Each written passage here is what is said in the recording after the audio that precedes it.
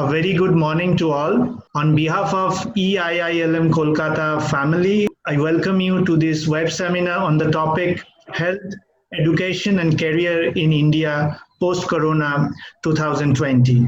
EIILM Kolkata, the outstanding B School East, awarded by ABP Group, has been imparting management education for the last 25 years.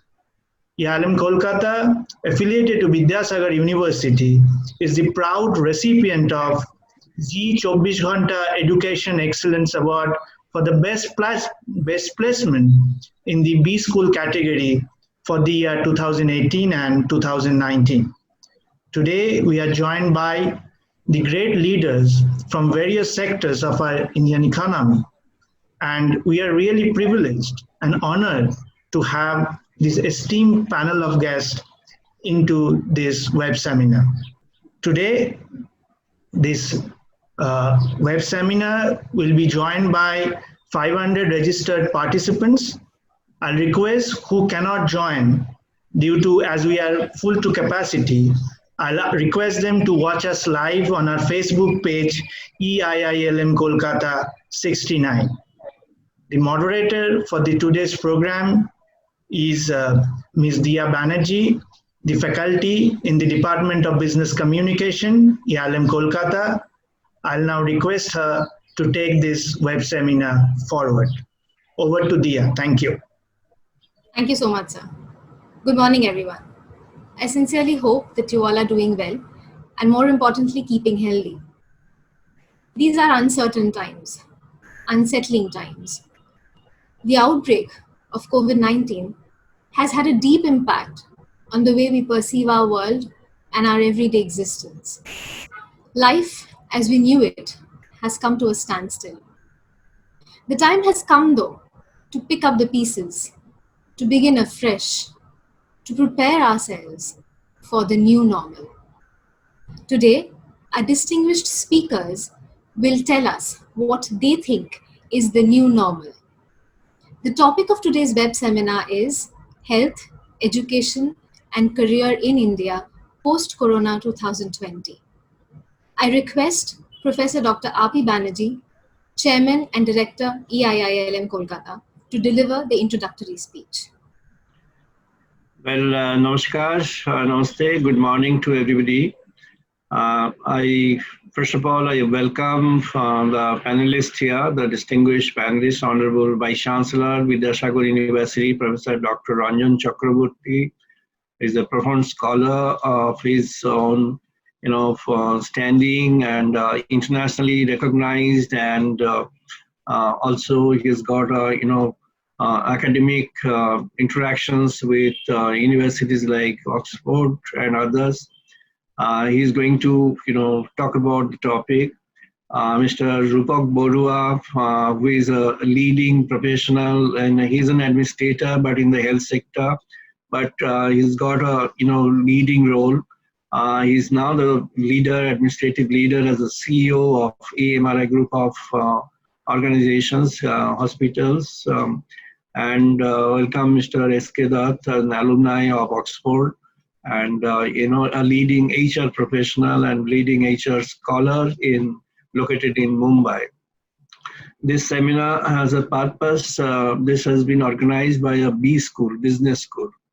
It is obvious that the management students, management practitioners, management scholars, everybody has a concern now, like other people in the other sector. They have a concern like, what's going to be shape of health next, what's going to be the shape of education next, and what's going to be the shape of career for all of us. That's the most important thing.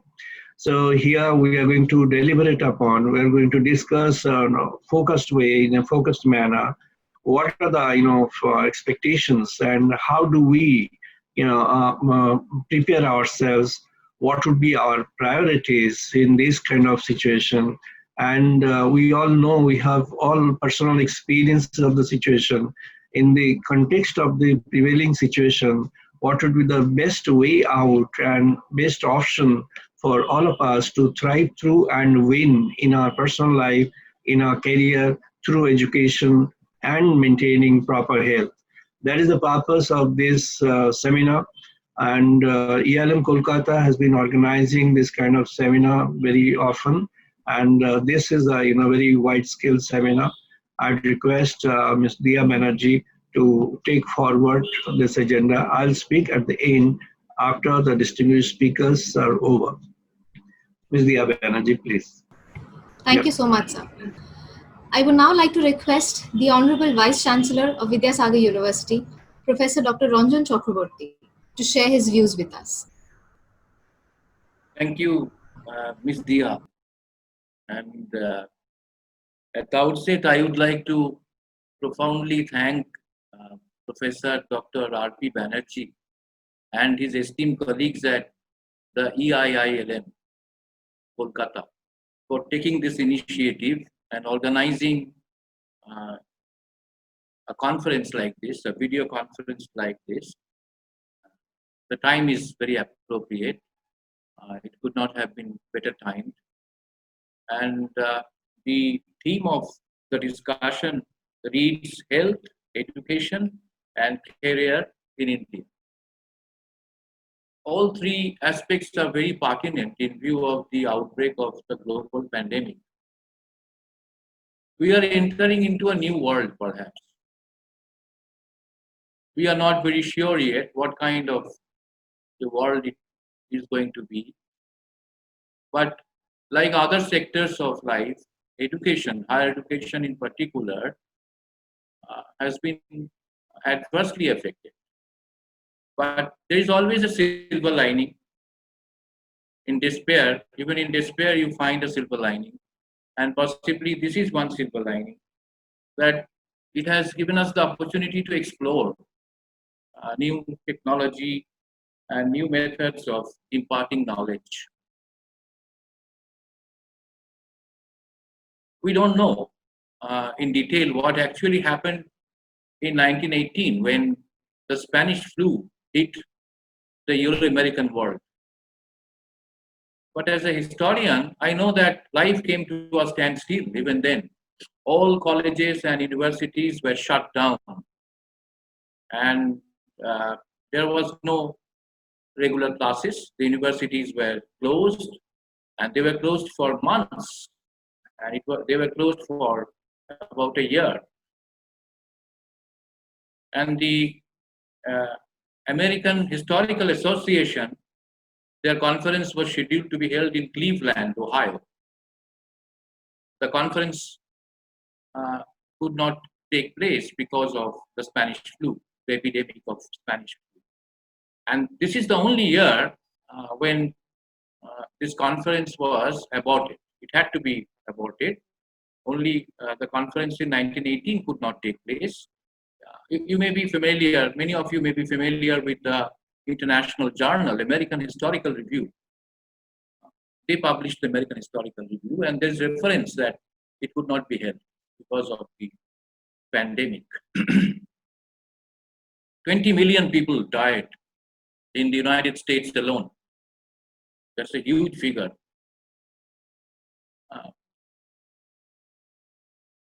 So today we are faced with a similar crisis, but fortunately we have a better technology at our disposal, and that is precisely why we are able to interact today with our students and with esteemed scholars, panelists.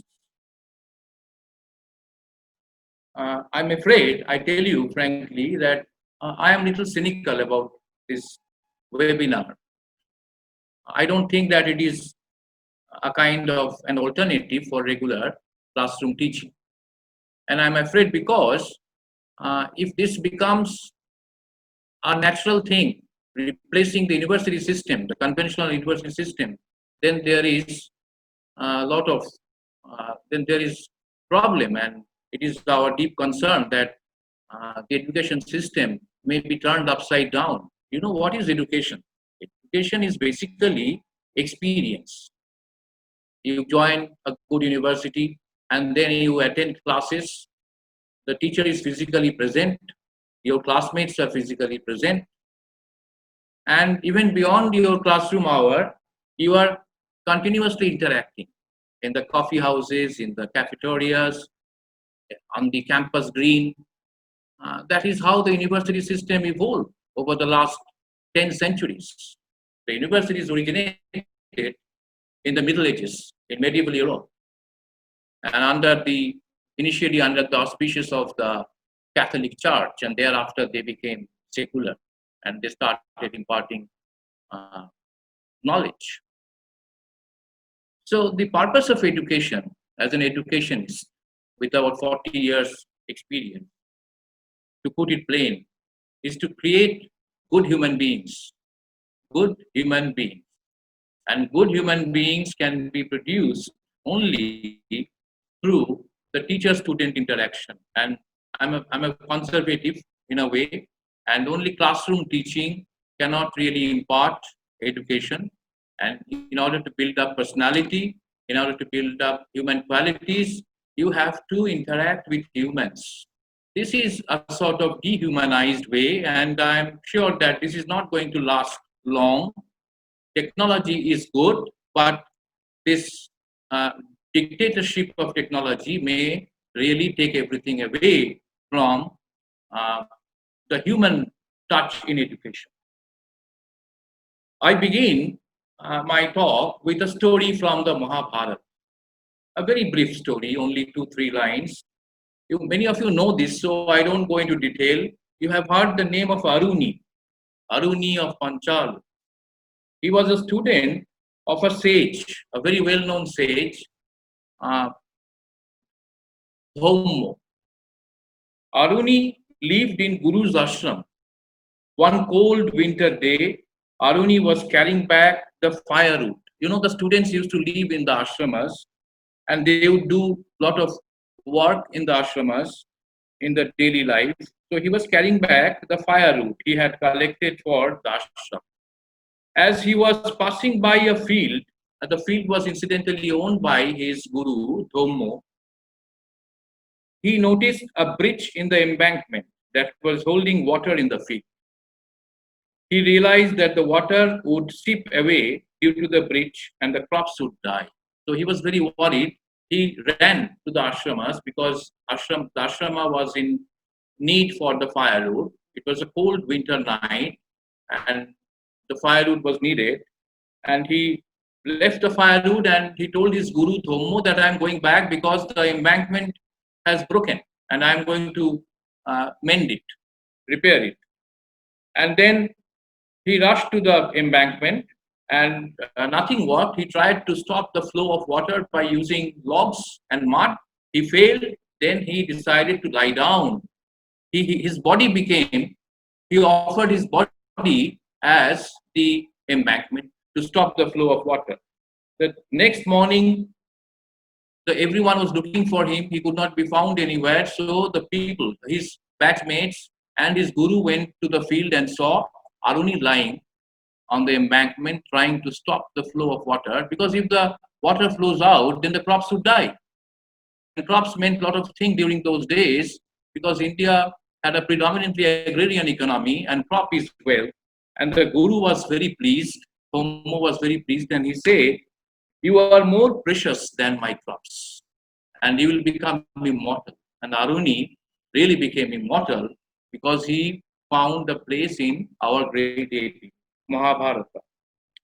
We have similar stories, the Mahabharata and other epics and our ancient scripts are packed with such instances of good teachers and students, Arjuna and Dronacharya, Akolabbo and Dronacharya. Then we have very good teachers, legendary teachers like Sarvapalli Radhakrishnan, Dayananda Saraswati, and many others. Rabindranath Tagore himself, he used to teach in Shantiniketan himself, Swami Vivekananda.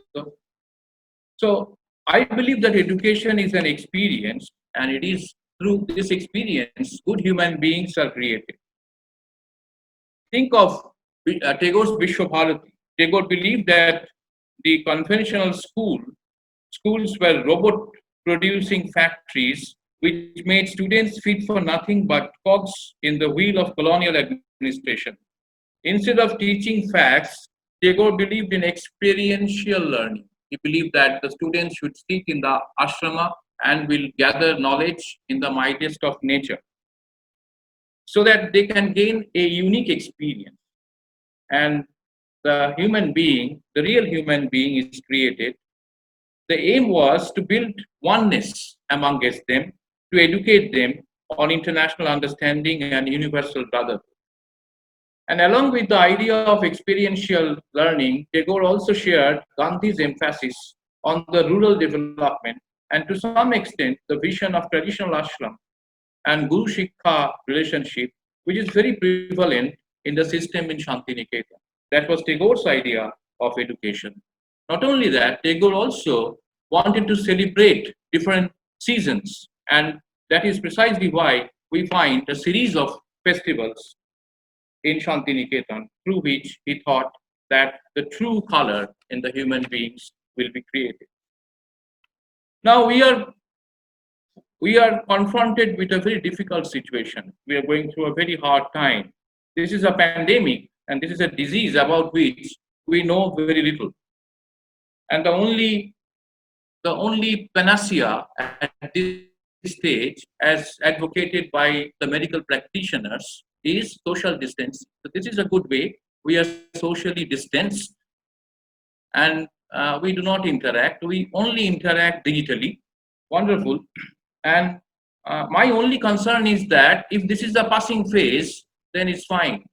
Because technology will never contribute to the improvement in the standard of education. Don't think that if you use technology, it will qualitatively improve the standard of education. It's not like that. Technology is it's just like language. It's not that if you speak good English, you are good, you become obviously good in any subject. So I believe that this is a passing phase, and some experts are saying that the pandemic could be used as a pretext for the pervasive diffusion of digital technology. If that is so, then I have serious objection to this. I repeat that physical presence of the teachers and the relationship between students and teachers, if they disappear, then education would lose its teeth and marrow in more ways than one. This interaction and this gathering of experience is a quintessential feature of higher education. So I believe that this is a passing phase, and it will go away as the pandemic is expected to go away with the discovery of the vaccine. We will see that everything will normalize and we shall be back to conventional classroom teaching. Technology is used even now as a complementary aspect to regular classroom teaching. I believe that university is a way of life where we hold seminars and conferences. The students participate in lively group discussions. They know each other. They become personally bonded with each other. They become friends. Some of them also choose their life partners from their batchmates. There's a whole range of different dimensions of university education system. And this is a system which has been tested through the last 10 centuries. And let us ensure that this intrusion of technology does not bring the university system to an end. It cannot be replaced by a new dictatorship of telematics. So that is my hope. And students, some people are also saying, some experts are saying that students may eventually, good students who love studies, they may not enroll in universities, and they may constitute them as new universities. This is a subject of concern and great debate in the Western world today, as a new culture seems to be emerging. There is a possibility that education system may be replaced and completely turned upside down. So that is my serious concern. But even then, if you rely too much on technology, then there is another problem. Technology is not foolproof.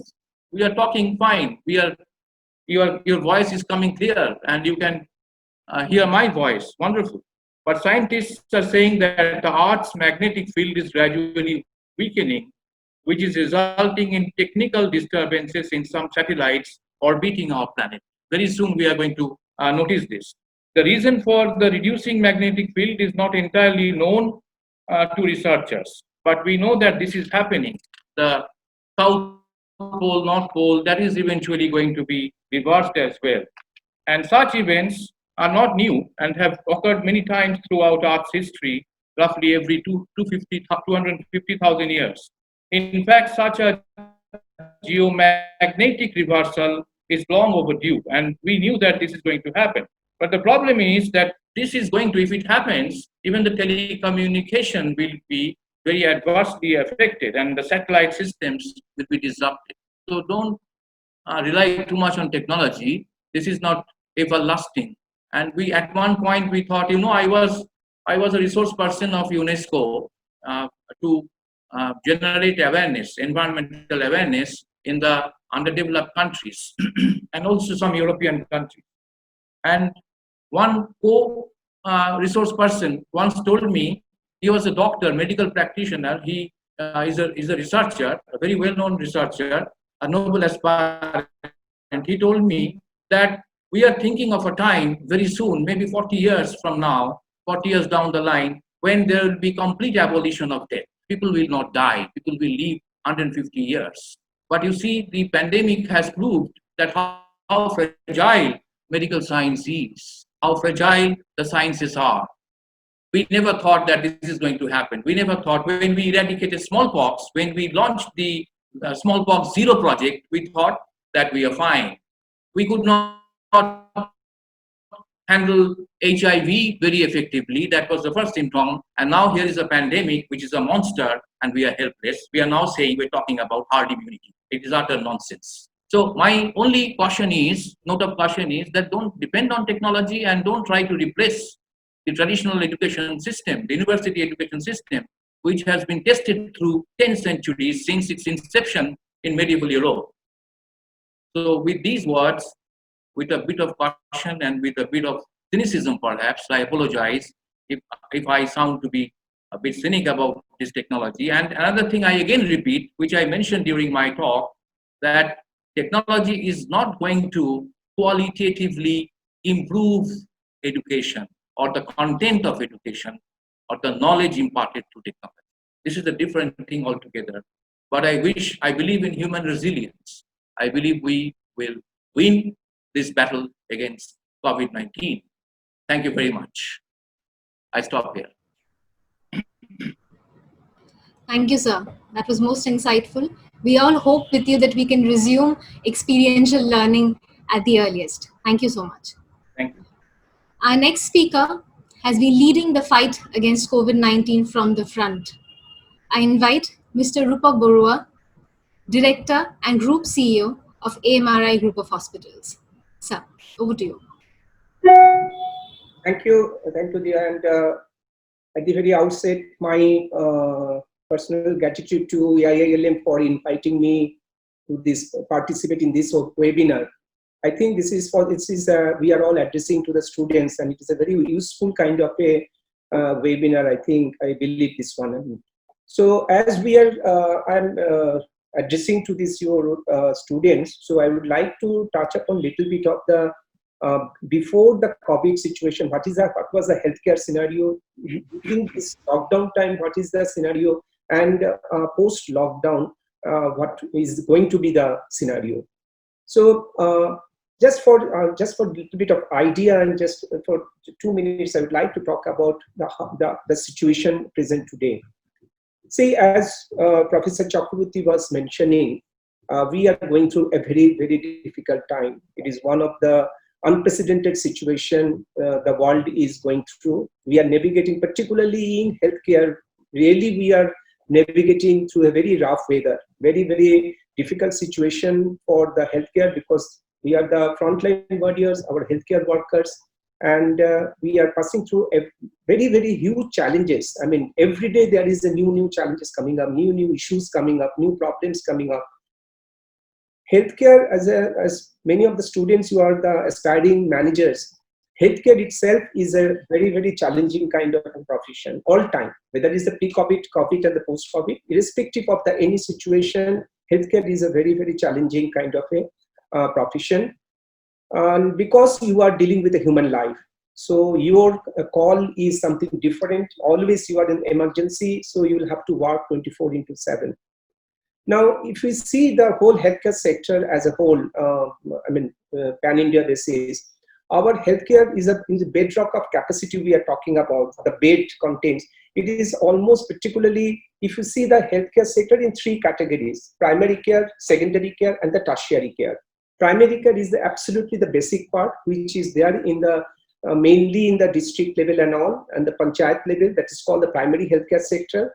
The secondary is not having the high-end kind of a treatment facilities, that is the secondary care, and the tertiary care is in the very high-end kind of your healthcare facilities, and this is dominated by mostly is the private healthcare sector. See, this year, if you are talking about the bed capacity, is more than 60% of the beds actually. This is dominated by private healthcare sector. If you see the 100 beds in India, the total bed strength I'm talking about, 60% dominated by private healthcare sector, and the 40% is the public healthcare sector. This is approximately number is between 8.5 to 9 lakhs of the beds actually being dominated by the private healthcare sector. And if you see the inpatient, the total patient strength in this one is 80% of the total patients being treated in the private healthcare sector, 20% is the government sector, public sector. And amongst one of the top 5 employers, healthcare sector is amongst top of the 5 employers in India, if you are counting IT and the infrastructure, the FMCG and all. The healthcare sector comes 5 as far so far the employment is concerned. If we are talking about the total, the healthcare revenue, because all the aspiring managers, you should know a little bit of the your financial part as well, because the healthcare right now, this particularly in this pandemic situation, healthcare is not only having the only challenges of the operational part, but there is a financial part as well. So one operating managers who understand what healthcare sector is passing through, both in terms of operational and the financial part. Now, when we're talking about as a whole, the total your healthcare sector top line, top revenue, is that it is almost your 2.4 lakhs crore. This is a total healthcare sector revenue, if you are talking about. And you must be knowing the EBITDA, that is the lower portion, that is the surplus portion which we talk about is the 31,000 crore. So 31,000 crore is the total revenue output. Now, when this in the pandemic situation, this is I'm talking about the pre-situation kind. But if we are talking about the post, during the lockdown time, as the country was going through a very strict lockdown part, there is almost is the patients down almost is 60% to 70%, 30% because of the domestic and international patient, that is all down. See, healthcare sector, you will have to manage. Ultimately, sustainability is an issue. You will have to provide healthcare to all the to the greater community, to the society. You will have to because you have the major kind of a responsibility you have, because this is a pandemic situation. Now, what happened to this during this pandemic situation? We were not knowing that what is this virus is. Suddenly, it has come up. We are not at all prepared. Healthcare sector was not at all prepared. We were managing the hospital in a different kind of a scenario, different kind of challenges. But this kind of a challenge we never faced. And no, even all the doctors, even the senior doctors, they never also faced this kind of a situation, sudden situation. Initially, we thought of that maybe this is in China, so this is nothing is going to happen. And this cannot be a big kind of a situation the way it has happened. But once this in the post 15th of March onwards, when we started getting 1 case, 2 case, that time also we are not very sure what is going to happen. Because this virus, COVID-19, what we are talking about, this is a very new kind of a virus. Nobody exactly was not knowing the behavior of this virus actually. The virus behavior, one has to understand. Your body is a new guest, COVID. Your body is your whole body, and the body will need to understand who is the guest. So the body cannot recognize who is this your virus, this COVID. So body was also not having that. We do not have that kind of immunity. So we do not have the situation. So that's a different kind of a challenges we could face. Now patients started coming. So huge number of patients started coming. That is what happened operationally, I'm talking about the operational part. There's a doctors who got quite scared, healthcare workers got scared. Our systems are in place because protocol policies, we are not having much of idea how to treat this patient because there is no medicine is available so far this treatment of this virus is concerned.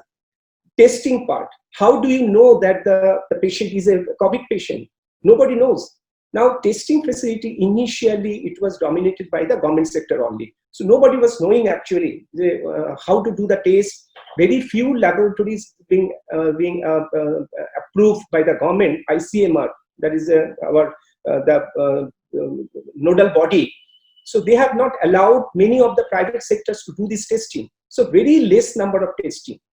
What happened initially, we were treating the patient, that is those who has got the history of traveling Italy or European countries, particularly, or the China. So we are treating those patients and we are targeting. This is the symptomatic patient. There is some symptom, some fever, some kind of body ache and all. So we could treat the patient as a COVID patient. But over the time, what happened, and that's why I was telling you, because there's so challenges daily, every day there is new things happening. Now that symptomatic, this situation, it has now reached to the asymptomatic situation. There is a community spread to some extent. Patients are coming right now, there is no symptom. Patients have started coming without symptom. They have started admitting, and we could, once the treatment is going on, suddenly we could see that there's a patient is having the COVID. Now over the time, there is a lot of private sector has been allowed to do the test. So testing we have started, many of the laboratories we have started testing. And people, we could start the treatment, and over the time we have started the protocol and all, and the new policies, protocols we have started facing, and that we can make it. Now the question is this: during this time, actually, because of the shortfall of the patients in the OPD and all, there is a huge demand started because of the safety part. This is the new norm started coming, the safety of the patient, safety of the healthcare workers. Now the question of the supplying of the personal protection equipments, PPE, we are talking about the mask, we are talking about the sanitizer. There is a huge demand and supply gap. Suddenly there is a demand, there is no supply. If you could understand, that is hardly people were having much of idea about the personal protection equipments. Nobody, even the healthcare sector, hardly we used to use this PPE, because there is no need, because we have not treated this kind of a very contagious virus, never we have treated. So we are not having much of idea. Getting those personal protection gears, getting all the sanitizers, it was a huge challenge, because first of all, you will have to keep your staffs, the healthcare workers, frontline warriors. That is the first thing, we'll have to make them safe, and the doctors. So we had made them. So one way, that's a huge cost started coming up. That is the personal protection equipments and all. There is a less number of patients. So as we are talking about the operational challenges and the financial challenges. So many of the hospitals, you will see they have started closing down, because they do not have the proper kind of a protocol system. They do not have proper kind of supply of the personal protection equipments, and they started shutting up these hospitals. Now, over the time, yes, of course, to some extent, we are settled right now. Now, little bit, if we talk about the post-corona situation. Now, post-corona situation, because I'm addressing to my the aspiring managers, post-corona situation, if you see, that's a huge amount of positivity I can see, because you will have to understand any situation, you will have to take the situational advantage. Any situation, if you see, any challenges, if you see, if you are not looking at the opportunity side, you will be the loser then. Somebody will take over your position. So we could started thinking of the healthcare sector, in spite of all these challenges or the problems we are facing, our healthcare workers getting affected. So there is a huge amount of motivational issues that started coming up. The doctors are now started attending the outdoor clinic. They're not admitting the patient. So from there, actually, we could see that, yes, we started convincing the doctor. We have started taking them. Now, in terms of this, the situational part, if you see as a healthcare sector, Now, 60% is a major chunk of the healthcare, private healthcare is dominating the healthcare business in India. So far, the opportunity part is concerned, we can see is a huge one. If you have observed this, that Honorable Prime Minister's last address to the nation, in many address nations, they are saying that the government is now looking for that public health will be a major kind of an issue, and they are going to address this issue. So far today, there is a government spends 1.5% of the GDP is in the terms of the healthcare sector. Now this is going to change, because there will be a huge amount of bed crisis that we could see. We are not sufficient enough to support the citizen of 1.3 billion population, whatever the number of beds we have. If you see our WHO guidelines, we have 1:1,000, one bed of 1,000 population. If you compare to the other cities, those who have affected by the corona, US is at 2.8 beds of the 1,000 population. In the Italy, if you see the 3.2 beds of 1,000 population, and if you see the China, the first part, 4.3 bed per 1,000 population. So that's a gap of 1 to 4.3. So there is a huge amount of infrastructural development is going to take place. There is a major area of where will be explored. What we have seen, there is a primary healthcare sector actually failed, and it has not been worked properly. So we'll have to take care of the primary healthcare. There is an opportunity in the tier 1 and tier 2 places. The small hospitals will come up, 100, 150, 200 beds. The one thing that we, over the time, if you see the pre-COVID area, we had a tendency of looking for a very, high-end, 5-star kind of a hospital. People are looking for more of the expensive kind of a situation, but that is going to change in the post-corona situation. That it will be a very basic kind of a hospital in the tier 1 and tier 2 places. There is a huge amount of digital opportunity we have post demonetization, when the digital your exchange of this, your plastic cards, actually the exchange of financial part that we took place through this, your credit cards and the debit cards. Now this is mostly is a digital part that healthcare is going to affect. There is a lot of opportunity in terms of the new health facilities to come up, the new opportunity for the employment section. There's a lot of employment is going to take up. And one thing that is going to see is you will have to sustain in this volatile situation. So you will have to be super operational efficiency you will have to make. If you compare this efficiency, that you must have seen, this is the Indigo kind of an aviation. You see, Indigo is a super efficient, and that's why they are so profitable and all. So Indigo kind of efficiency that we'll have to create. Indigo kind of your the way they make the seat management, because the low end they don't allow any single seat to vacant. So we'll have to do the same way. We'll have to reduce the cost of the healthcare. We'll have to see more people will have to reach out, more volume wise we'll have to go. We'll have to increase the number of beds. We'll have to efficiently, we'll have to do the service so that we can reduce the cost of the healthcare. So this is the healthcare post-corona. We are working on it, and we are sure that we'll overcome the situation very soon. And we are looking for a much better kind of an healthcare opportunity in India. Thank you. Thank you so much. Thank you so much, sir. Your words will give hope and courage to so many. Thank you. And I hope COVID realizes that it's not a welcome guest at all. Yes, I would request now our next speaker, who's an Oxford alumnus with a glittering career, Mr. S.K.Dutt, the President, Leadership and HR of First Equals Global. Sir, if you could please share your experiences with us. Good morning, everyone. Dr. Banerjee, distinguished panelists, professors, and students. My honor and privilege to be in your midst today, this morning. And that is also, in some sense, in the midst of an unfolding crisis, because the crisis is still very much there. And we, as students of management, have been, especially over the last 10 years or more, have been, like talking, speaking, and like discussing about the VUCA world. And like, by God, is this VUCA and more? So to that extent, I think the preparation has been on, in a sense.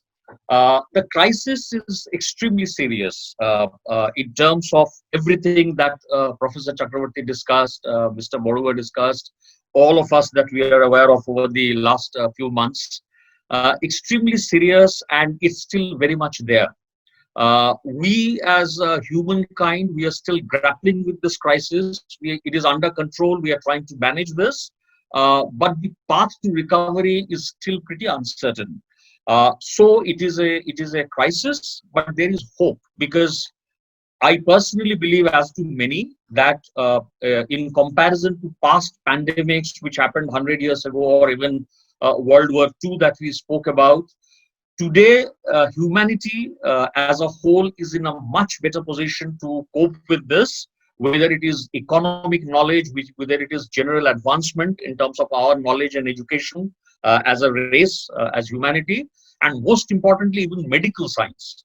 So if you are talking in terms of three arms, I mean, whether we are talking in terms of the social aspect of things, the economy, or the medical science, and of course, overall overarching theme of education and our capability, I think we are in a much better position than we ever have been in terms of being able to even cope with this very, very major crisis that has hit mankind. And in what way has it hit? I mean, in January also, people had no clue in terms of what is going to come even from March onwards, so to say.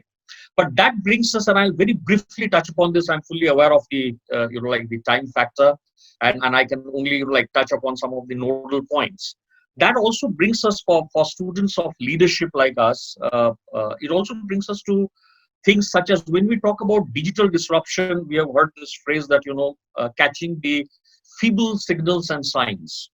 So quickly, if we come to the context of how various governments responded to this, because when we are talking of governments translated to people, society, life, economy, everything. So there are a few governments, whether it is Germany, whether it is Taiwan, whether it is New Zealand, and several others who did an excellent job. I mean, you have a situation where in Vietnam, Taiwan has very few, Vietnam has zero mortality in terms of, this COVID thing. All of these people, and we may say that, okay, Taiwan learned from the previous, this COVID crisis which happened earlier, not the COVID-19, but the previous ones. But they were quick to respond. So the point which I'm trying to make is, in leadership as well, it is very important that we catch the early signs, the feeble signs, and we have the agility to be able to quickly respond to things. And that is of critical importance. And some of these countries did that. India also did it reasonably early. And for a country with a population of 130 crores, I think we should be extremely proud of what we have been able to achieve, despite, some of the collaterals which has happened. So whether it is the world war, like the previous world wars, or whether it is the previous pandemics, and even in this one, there are people, very unfortunately, who have died. And I think the leadership lesson is that, whether, we'll of course come out of this, but the question is, there will be some collaterals.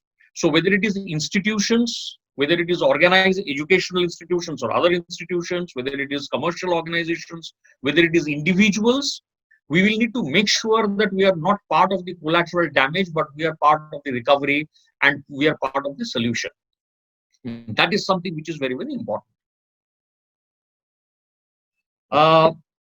I was listening to Mr. Narayan Murthy recently in one of the webinars which was happening. As much as we all have been listening to so many the last few days, and I think he made a very good point, and several did, and I also believe in that. That when crisis of this magnitude hit us, it is like a pendulum reaction. We go from one extreme to the other. Now, as Professor Chakraborty was very rightly mentioning, things, I mean, as much as we hope, it is also likely to come to a more of a balanced situation. So this has taught us great lessons, but at the same time, this is also going to take us back to where we were in many sense, and I'll tell you how. So whatever corrections, so just as in the marketplace, in the stock market, there is a market correction. Nature has it, you call it the society, whether you call it nature, whether you call it whatever, it has its own way of market correction. So there are, I mean, it's a very broad gamut, and I can't be, for the sake of time, I can't be covering all, but look at the market correction which has happened in terms of some of the domains of, let's say, education, economy, etc. So it is not as if, everything is going to turn, and this is what Narayan Murthy also resonated, and he is a very tall name in the industry, and it is good to be able to have his alibi also in terms of when I, present this to you. So, and many say that it is not as if everything is going to be turned into a work from home. It is not going to, for two reasons. Even in the United States, which has been the most advanced, in terms of work from home, the overall percentage of people which is work from home is not even 25%, is less than 25% what it was earlier, right? And there are many vocations, there are many industries which can't manage a work from home scenario at all. I have my personal experience where even technology companies today, as much as we are saying that we have made a great transition over the last 2 months, they are saying that, okay, sir, this part I can solve, but this part, sir, because I'm working from home, I will not really be able to solve unless things get normal, So it is great that we have made this good transition over the last 2 months, but it is not going to be as if everything is going to. But what will happen, the good part, and here, like all of you students must make a note because it has an implication on your careers as well. The good part is that it will be cost efficiency driven. It will be productivity driven. It will be problem solving, so to say. I'll give you an example. If you find that a certain percentage of your workforce can be working from home, and that saves your cost, whether it is a real estate cost, so you need a certain space, so you can have that much lesser space for that, right? And in turn have a workforce which can be doing that, there is no harm in that, right? So when the world get back to normal, and it will more sooner than later, it will get back to those areas where we forever have learned in terms of what are those cost efficiencies, what are those productivity issues that we need to keep continuing. But even in the context of education, as Professor Chakraborty very rightly said, it is not just a question of what is it that we are learning in terms of the course syllabus or curriculum. It is a question of human to human interactions. It is a question of that it can't be formatted beyond a point, because you need to clarify your doubts, you need to understand. It has to be very much live and in person kind of thing, right? And it is also an ecosystem and an environment of learning. Okay, so the environment, even in our ancient thing and mythology, we've always felt that it is the environment which has a huge impact, the ecosystem which has a huge impact. So what will happen, and what is the good part, and what is it that is going to get back to normal, is, as like as Narayan Murthy and everybody also said, is that once we have some kind of a solution, the world will get back to normal. But these good lessons will be continued. So take the reverse side. When we talk in terms of, education being reached to the furthest nook and corner, today online education, or even, like a Harvard or a Stanford or IIMs today have courses which, if you do not want a certification, you can learn just like that. So knowledge ultimately should have that aim of being freely accessible, certain kind of knowledge. It can't be every kind of this thing, right? Because that is for the sake of knowing, not necessarily for a certification or this thing like that. So that is a great idea. Second thing is a distance education or an online education people used to scoff down upon. Even if you would have the same syllabus, or even if you would be writing an examination, how you assimilate knowledge, information, and education is partly relevant, partly not relevant. Where you do not have a choice, the second best choice is for you to be able to nevertheless learn. So many executives who do not have time for going to a class regularly, if they have weekend programs, or if they're able to learn online, it is a great idea. And I think that social stigma, in a sense, of people, like being looked down upon if you're doing a part-time program or an online program, as long as there are proper standards of evaluation, there is no harm. And I think this is something which is a great benefit, because there is a mindset change which has obtained during this time. A small myth which I want to bust is, like over the last 2 months, we are hearing a lot in terms of the fact that the transition with, and at the same time, this also something which calls for a little bit of introspection. Being able to manage from home, can you hear me? Yes, sir. Yeah, Go ahead. yeah, okay. Because there was something on the screen which said that there's some internet issue. So being able to manage from home, communication and through emails only is not the total digital platform that we are talking. I'll not go into detail of this, but what I'm trying to touch upon is digital infrastructure, and this has to be in the context of the need for each company's requirement, is something which is different than just being able to communicate on emails or managing on conferences or a Zoom. So a proper digital infrastructure is more than just Zoom meetings and telecoms and email communication. I limited this because this is a subject by itself. So what I am trying to say is that organizations, some organizations are equipped, but organizations will need to be equipped to make a proper transition and make an investment on this to be able to move, because the way forward is digital. But when we say digital, it does not mean digital sans human touch. Professor Chakraborty very rightly said that it has to be a collage of both. It has to be a confluence of both, because without that confluence, see, the first thing that we learned in civics is that we are social beings, so we can never have, because one of the things that you would also be regularly reading is that what is this crisis, what is the kind of impact it is having on the mental health of people. It is actually having a huge thing on the mental health of people. Look at the kids, who are not able to go out to play, confined at home. Also, even we human beings, we are fundamentally social beings.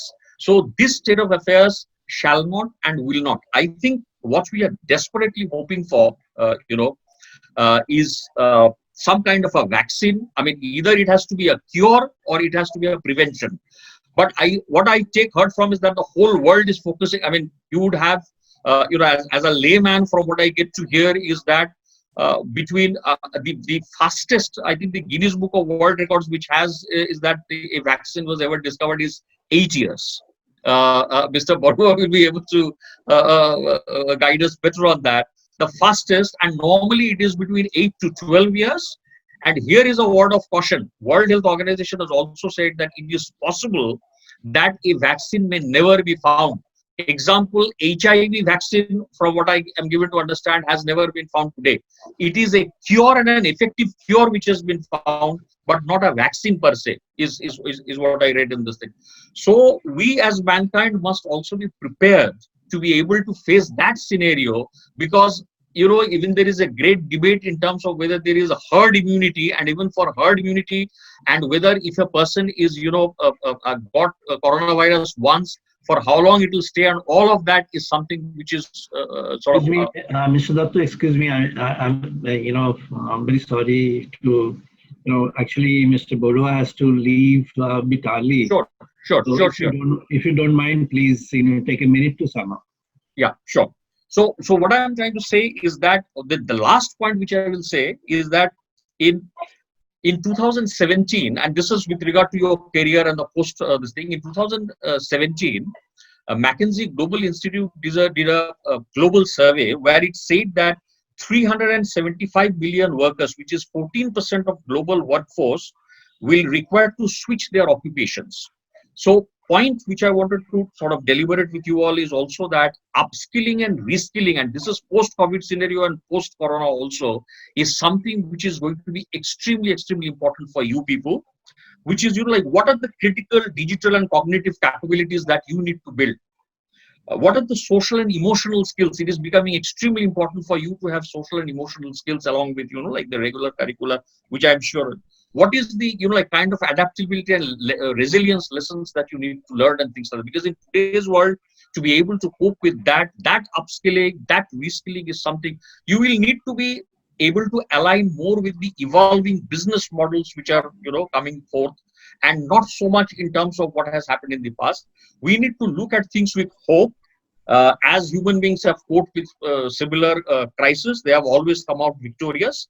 And in this managing self, what is it that I need to do, not to be a collateral damage, but rather contribute to the recovery or solution of the problem, is something we as students must, always be looking forward to. Thank you.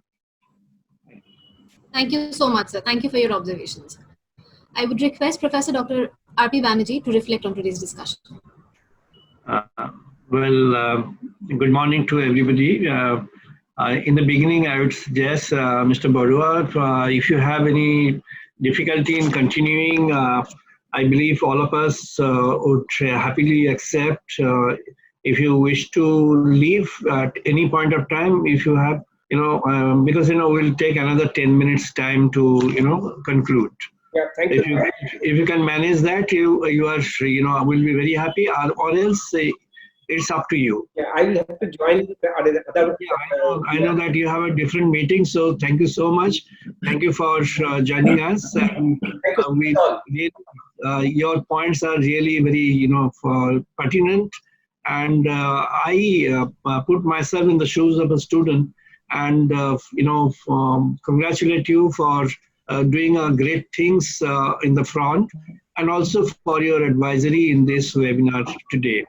Thank you very much once again, and wish you a good day. Thank you. Thank you so much. Thank you, sir. Thank you. Thank you.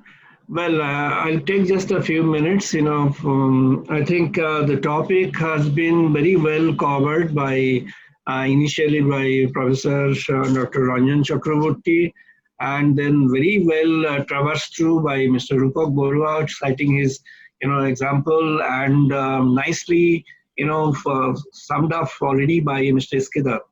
I'll mention just a few points. If I'm a student of Master of Business Administration, what are my logical concerns? The first of it is, health, education, and career finally converges to career. So how am I going to make my career, and what are the, eventualities, and what are the priorities that I need to go for? What is that I'm advised to go for? Well, I'll mention that, it has been mentioned that there has been a transformation in the entire global scenario. If you look at the transformation, it is a point which has been mentioned here by our speakers, honorable speakers, that we need to we need to understand how to coexist. Technology can't survive alone. Technology and human beings should coexist, so there should be a synthesis between these two. So what will happen to the knowledge that we gather? And shall we continue, acquiring knowledge, gathering knowledge? The answer should be yes, we need to be, into our knowledge as rigorous as before. I think this is not a sufficient answer. The point that has been mentioned by Mr. Rupak Barua is a very important point, that those who have created the excellence in their own areas. So one has to create an excellence. I'll just share with you, one incident. Peter Drucker and Tom Peters were sharing a platform in one of the leading business school. This is in the year 1999, long back, but very pertinent. And in that, Peter Drucker had a new vision of management. Tom Peters, the next leading person in the world in the field of management till now, he had also a vision. Now they have converged to a point. The point was the human excellence created on an ongoing basis. See, if I am an excellent manager, let's say in 2020, I may not remain an excellent manager in 2020. There was a book published in 1995. The title of the book was Shape of Workplace 2020. Now, if you explore that, that was one of the leading and best-selling in Europe. I was there in Europe and I collected a copy of that at that time. And the book had given a shape saying that the life is going to be dominated by technology. And it had described the kind of workplace, the shape of your cabin, the kind of infrastructure that you have, and the time division that you're doing. And it showed that your time is now being, reduced to only 2 organs of yours. Previously, you were doing things with your hands, with your legs, with your entire body involved. Now you don't have to do that. Now 2 organs becomes very important. One is the top part, of your body, that is your head, the brain. And the other one, which is in the center of your body, upper center of your body, your heart. So you have to have a combination of these two, and he mentioned that it is the H square. So head and heart. So what you have to do is you need to be continuously innovative and creative. The excellence will be created by you only. The excellence can't be imparted by anybody else. So what will be the role of us, the teacher? What would Dia do? What would Jantosha do?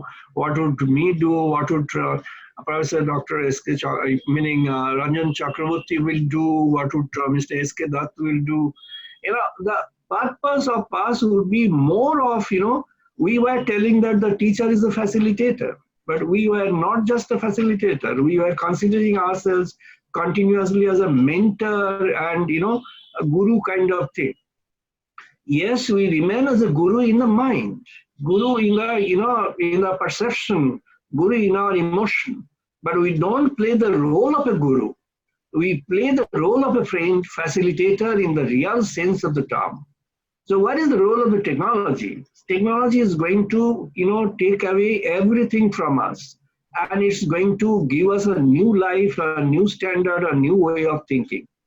And the knowledge that we have, that knowledge has to be, taken to a peak of it. So each knowledge, each person has to be excellent in his or her own area. If I'm doing marketing, I have to know what is the cutting edge for me.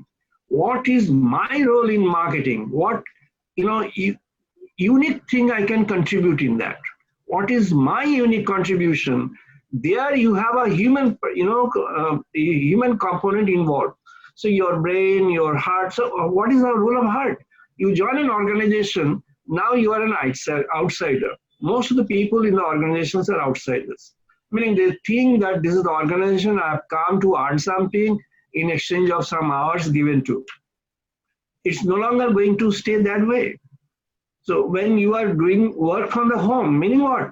The company has a belief in you, has a faith in you, trusts you, saying that you are an element of the company in a context which is a non-company context. So you are performing as an employee of the company from a place, operating from a place which is away from the jurisdiction of the company. So that means the company has got a bondage with you. Where? The bondage is your, in your love, your, belongingness, your being one with the company. So here you are more intrinsically, involved in that. I have called it, spiritually associated with. So this is what our ancient, Vedic sages had thought about. That's why, they had said, our outlook to the world is what? Outlook to the world is that the world is a part of my family and I am a part of the global family. And as a part of the global family, I have got a duty towards this world. Pancharin is there. What are those Pancharin? I have got a Devarin, I have got a Rishirin, I have got a Nririn, I have got a Bhutarin. I have got a Rin is, your indebtedness, you're being indebted to. I have got a Pitririn. So what are the dates? You are indebted to the gods, meaning this cosmic system you are indebted to. So you have to maintain that. You have to help in maintaining. Environment Day was there yesterday. Our Ashoka One students, they did a wonderful work by, connecting with that. This is how you have to do. Meaning you need to own up. Nobody had trained you. Nobody is guiding you, just suggesting you. Dr. Sharmishra Das was just suggesting them that you have to do something. And they evolved. They created. What a wonderful thing. I'll share it with our panelists, honorable panelists also. You will find it's so, penetrative, it's so, wisely done. It's so, creative a work that they've done. In only 9 minutes, the entire essence is given. I was so amazed. This is the kind of thing. When you work in an organization, you have to own up the organization. This is your own organization. And when I find that this organization is mine, I'll do something beyond my responsibility for doing. If I'm a teacher and my, academic head gives me a routine and he says or she says that you have to follow this routine.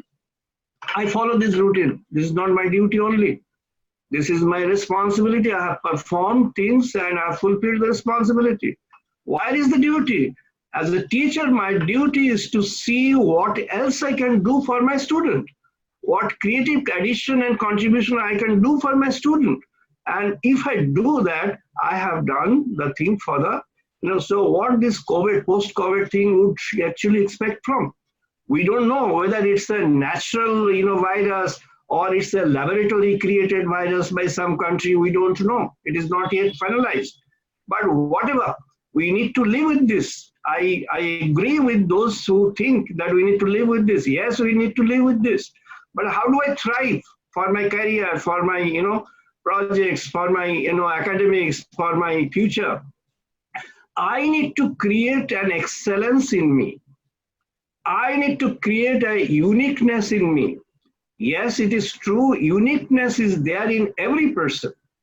Yataho vai himani hutani jayante yeno jatani jivanti tat prana pravishanti tat brahman. This is the concept of supreme in our country. So every person has got the potential of divinity, meaning all the good things, noble things you have. So I can develop that. Now what we have to do? We have to create a bonding with the technology. So technology is a platform. It cannot replace the knowledge. Knowledge has to be there. It is not that knowledge you need to have like before. Your knowledge should be more intense now. Your knowledge should be more rigorous now. Your knowledge should be more penetrative now. You should be more focused on things that you are going to do. If you can do that, corporates will take us. One last point I'll mention about India. People are saying that we are going to, we are passing through a recession. Yes, it is not a recession, but we are passing through a phase which is equivalent to a recession. Look at the capital market. When, Corona outbreak was there, early April 2020, the capital market had touched down, the Sensex had touched down to 20,000, close to 20,000. And for now the stock market is, back to 34,000. Yesterday it was 34,000. So with this 34,000, what happens is, you have, now it is growing. Meaning what? The market is sensing brightness, positive impact. And many companies are shifting their base from China to India. Lockheed Martin, for example, is the new example. There are many other companies who have already taken a decision. If companies like Lockheed Martin tries to come and have their plants in India, it will create a huge industrial impact in the entire scenario. So what I am saying is, my perception, my calculation of the stock market is, it is now 34,000. Indians, Sensex is going to touch 50,000. Anybody who is investing now will have a huge return in 1 year time. So Indian market is going to be a very, very strong market. I don't find any negative element in it. Yes, there is a problem. We have to fight this problem. We can't get confined within home alone, but we have to maintain the Corona protocol. Again, we have to be into work, as Mr. Dutt has mentioned, that you cannot, vast part of the people cannot stay at home. They have to come out and they have to do the work. And we have to do the work. When we are there at home, we have to do the work of a kind. When we are back to workplace, we have to do work of a different kind. So it's a combination we have to evolve. And if we can do that, we win in life. And that is the purpose, behind having this seminar. We need to have a public health awareness, all of us, which we did not have before. As Mr. Barua has mentioned, that public health was an untouched subject, but almost untouched subject. Now it has become prominent. So health as an industry is going to be fabulous. Bioengineering is going to be a great area. Managerial responsibilities will be, managerial positions will be required in every field of it. So for the managers of the future, I see a very, very bright scenario, very strong scenario, provided as a person aspiring for that position, I have prepared myself to be a unique player and a unique operator with a kind of unique knowledge, not just Google, for cut paste knowledge. We have to develop our knowledge. I'm sorry, meaning I'm not blaming Google. I'm not blaming anybody. But then we need to be, as Professor Ranjan Chakraborty has mentioned, this basics, fundamentals.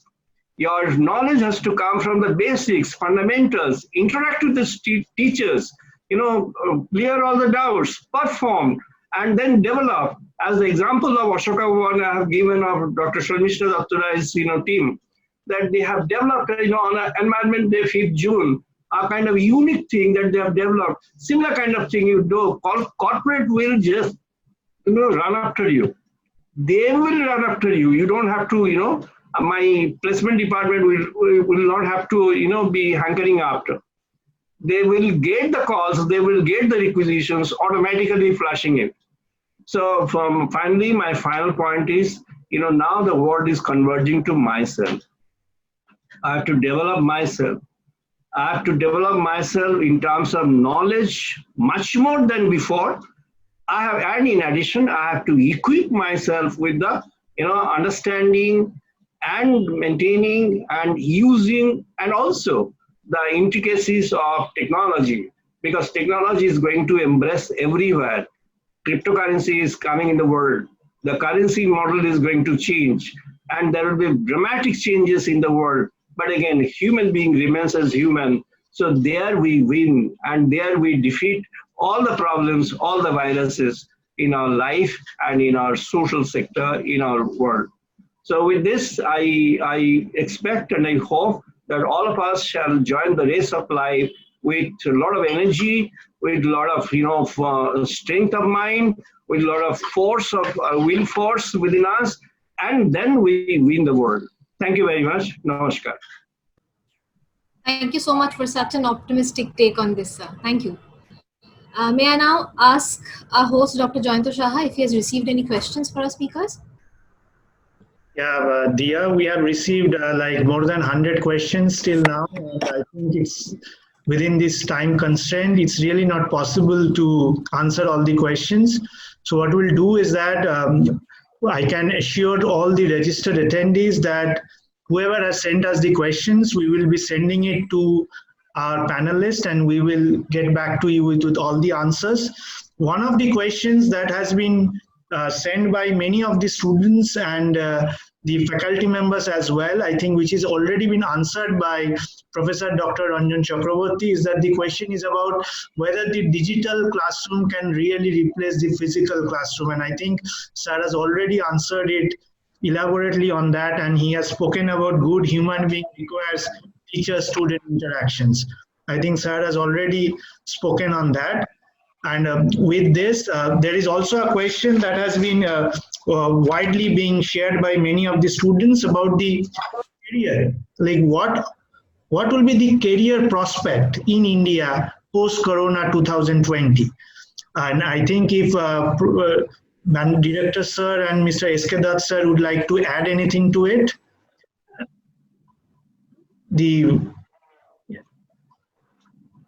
Okay, Mr. Dutt, shall I take it?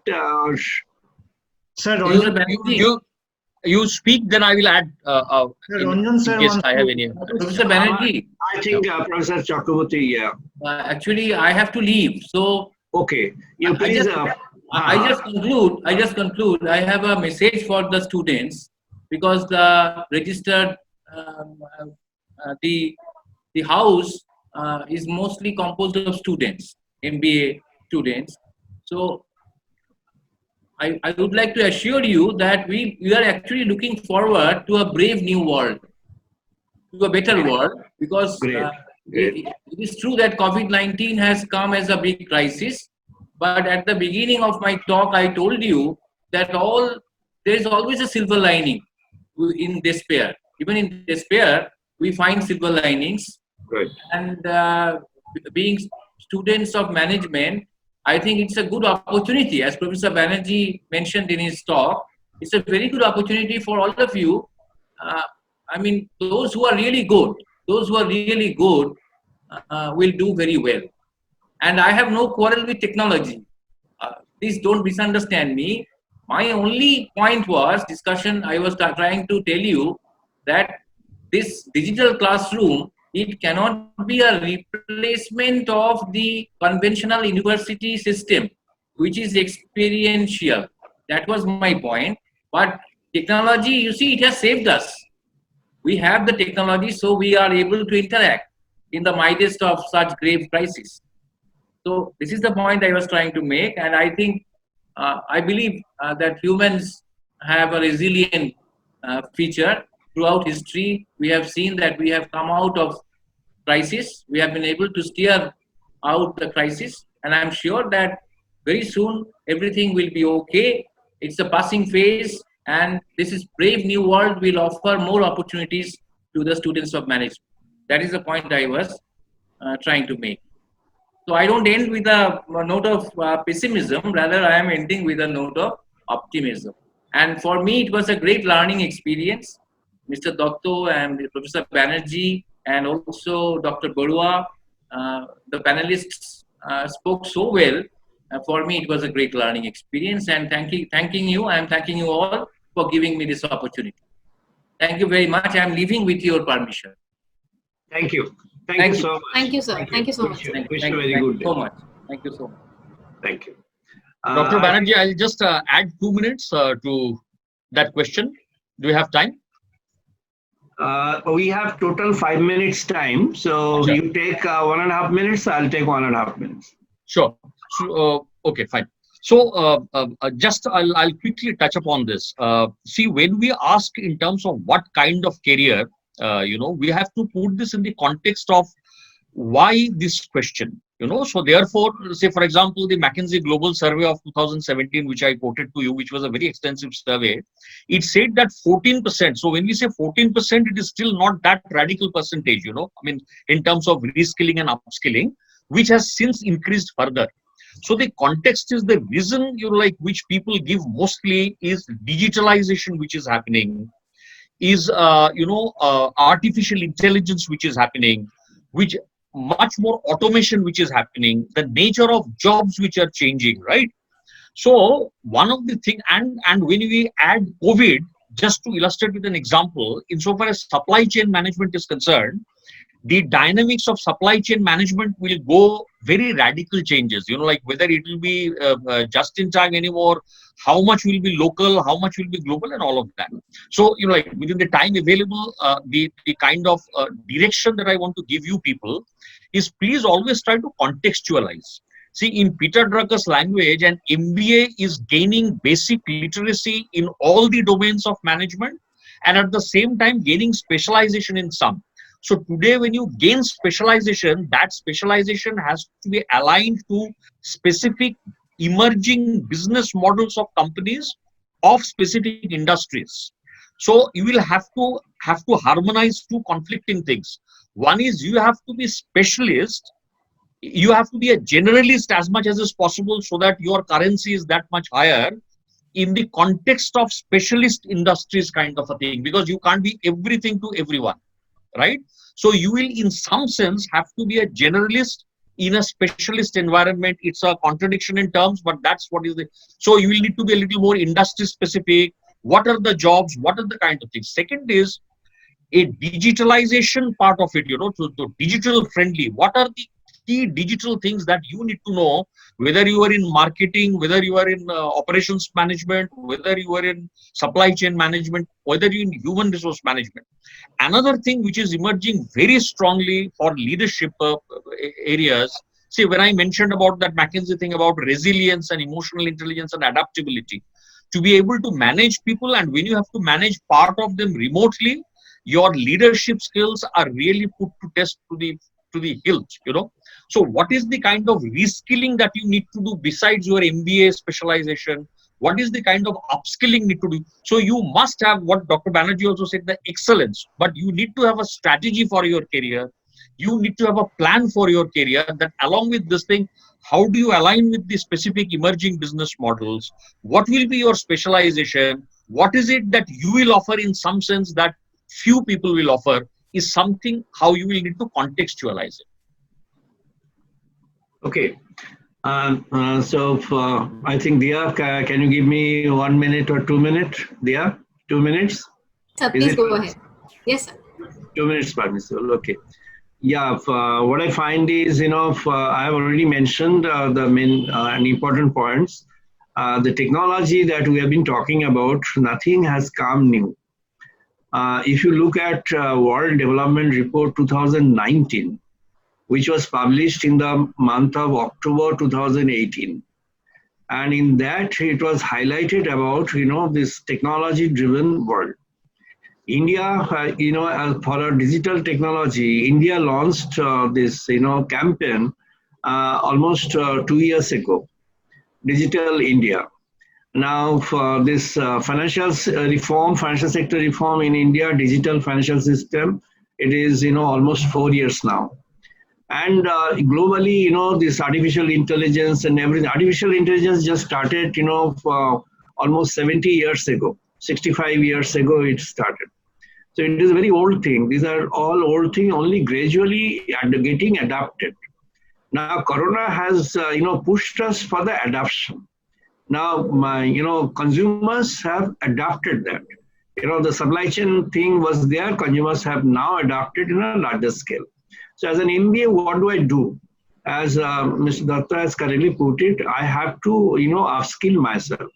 What is the meaning of upskilling? If I'm doing marketing and targeting a marketing organization, then what I have to do, I have to, look into the market and see where do I. So, for example, marketing of financial services, marketing of financial products, because the finance as an industry is going to be very strong in coming days.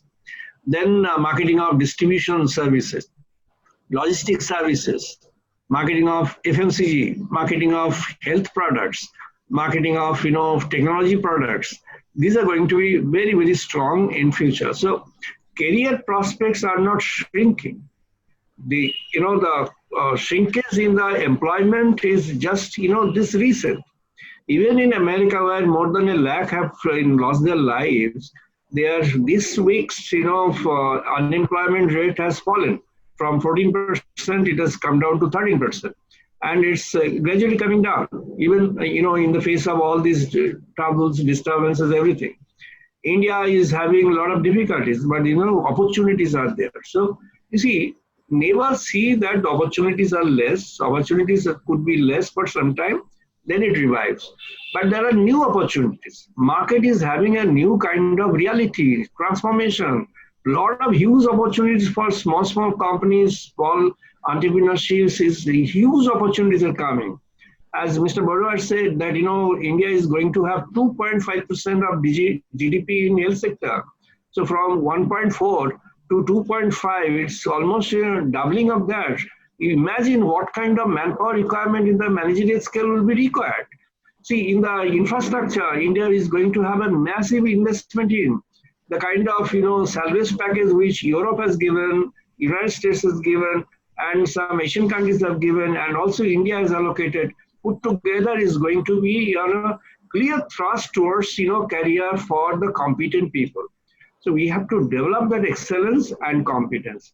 So don't just limit your studies to exam orientation. Exam is one thing you have to crack, but, you have to go beyond that. And in order to go beyond that, what Dr. Jayanta had mentioned in the beginning, so we need to explore. So, whether this digital, for example, this digital has to remain. You cannot get away with it, has to remain, but we should not get limited to that. We should be more focused to our studies, academics, and, and we should be strong and stronger and, gradually develop ourselves into that. So more of case studies, more of, participative things, more of discussion, more of awakening things, more of, interactive in the market front, collective interactions. I've given an example of, this Ashoka once yesterday's, Environment Day program all this kind of thing will equip us and make us ready for the new, reality of the corporate. Thank you, and this was my point. Thank you, Dia, for allowing me time. Thank you, sir. What we'll do is now we have a short poll. So I will launch the poll. There are 5 questions. So I'll request all the panelists as well as all the registered attendees to please participate in the program, in the poll. And then I'll request Ms. Dia Banerjee to conclude. So I'll just launch the poll. I'll request all to participate. Has Corona pushed the society towards new innovation? 95% people think that it has. Do you think the society and nation should put higher degree of economic emphasis on public health? Again, 95% people think that it will. Do you think the digital is efficient enough to replace physical? Most people think 12%, only 12% think that it will. Do you think COVID-19 is changing human interaction from the physical to the digital? 89% think that it is. Can the world economy get back to normalcy within reasonable period of time? Again, 80% people are hopeful that it will. Well, with this, we come to the end of today's discussion. On behalf of EIILM Kolkata, I would like to sincerely thank our panelists for making time for this and for inspiring us to look forward to a better, brighter future, hopefully. I hope our listeners have found this session informative. For any feedback, comments, or queries, please email us at info@eiilm.co.in. Thank you so much. Stay safe, stay healthy. Thank you. Thank you, Dia. Thank you, Dr. Janta Shah. Thank you, sir. Thank you, Dr. Dutt. Thank you. Thanks to all.